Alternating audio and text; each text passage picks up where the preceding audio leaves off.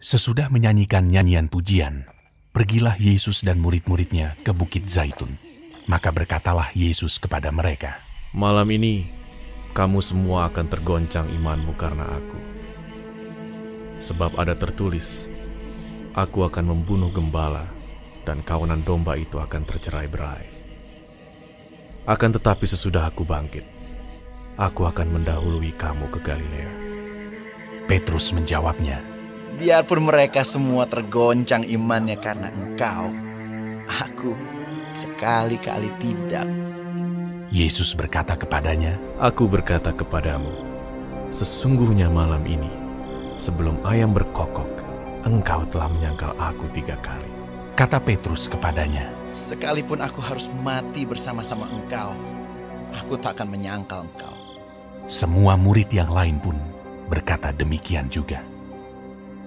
Maka sampailah Yesus bersama-sama murid-muridnya ke suatu tempat yang bernama Getsemani.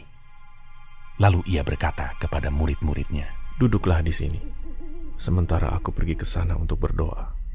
Dan ia membawa Petrus dan kedua anak Zebedeus sertanya. Maka mulailah ia merasa sedih dan gentar. Lalu katanya kepada mereka, "Hatiku sangat sedih, seperti mau mati rasanya. Tinggallah di sini dan berjaga-jagalah dengan aku." Maka ia maju sedikit, lalu sujud dan berdoa. Katanya, "Ya Bapakku, jikalau sekiranya mungkin, biarlah cawan ini lalu daripadaku. Tetapi janganlah seperti yang ku kehendaki, melainkan seperti yang Engkau kehendaki." Setelah itu ia kembali kepada murid-muridnya itu dan mendapati mereka sedang tidur. Dan ia berkata kepada Petrus, "Tidakkah kamu sanggup berjaga-jaga 1 jam dengan aku? Berjaga-jagalah dan berdoalah, supaya kamu jangan jatuh ke dalam pencobaan. Roh memang penurut, tetapi daging lemah." Lalu ia pergi untuk kedua kalinya dan berdoa. Katanya, "Ya Bapakku, jikalau cawan ini tidak mungkin lalu, kecuali apabila aku meminumnya, jadilah kehendak-Mu." Dan ketika ia kembali pula, ia mendapati mereka sedang tidur, sebab mata mereka sudah berat. Ia membiarkan mereka di situ, lalu pergi dan berdoa untuk ketiga kalinya, dan mengucapkan doa yang itu juga. Sesudah itu, ia datang kepada murid-muridnya, dan berkata kepada mereka, "Tidurlah sekarang, dan istirahatlah. Lihat, saatnya sudah tiba, bahwa Anak Manusia diserahkan ke tangan orang-orang berdosa.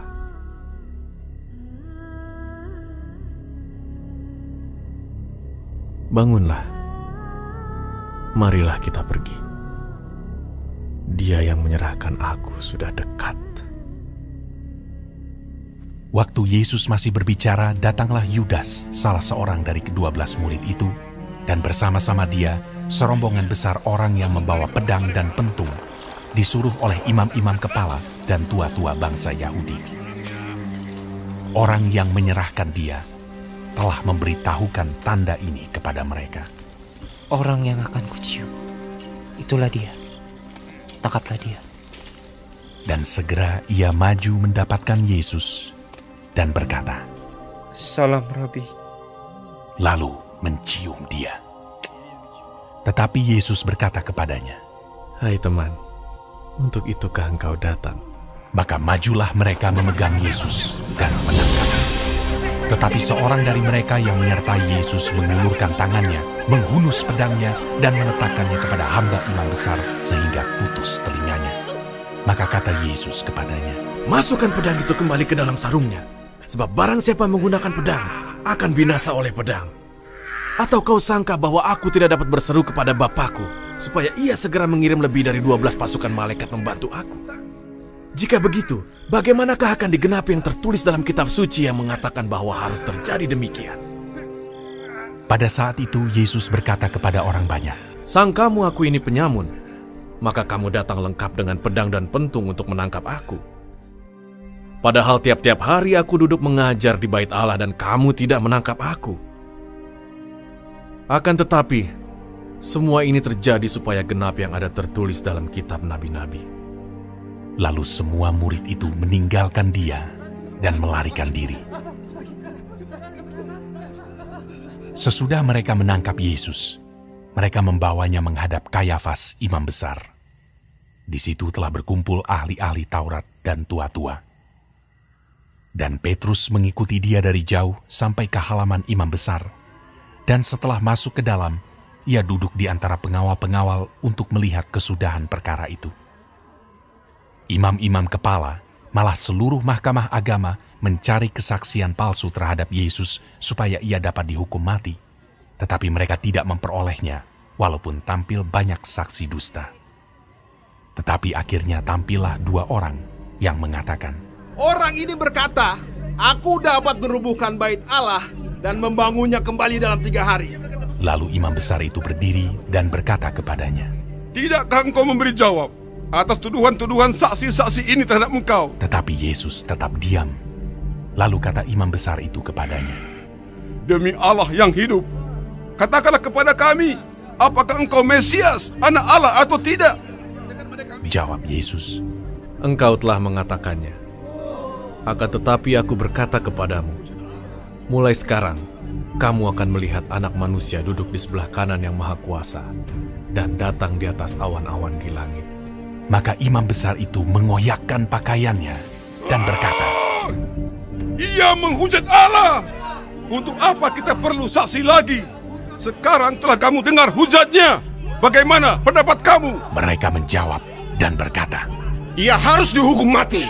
Lalu mereka meludahi mukanya dan meninjunya. Orang-orang lain memukul dia dan berkata, Cobalah katakan kepada kami, hai Mesias, siapakah yang memukul engkau? Sementara itu, Petrus duduk di luar di halaman.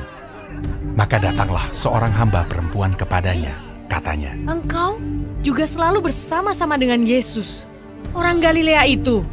Tetapi ia menyangkalnya di depan semua orang, katanya, Aku tidak tahu apa yang kau maksud. Ketika ia pergi ke pintu gerbang, seorang hamba lain melihat dia dan berkata kepada orang-orang yang ada di situ, Orang ini bersama-sama dengan Yesus orang Nazaret itu.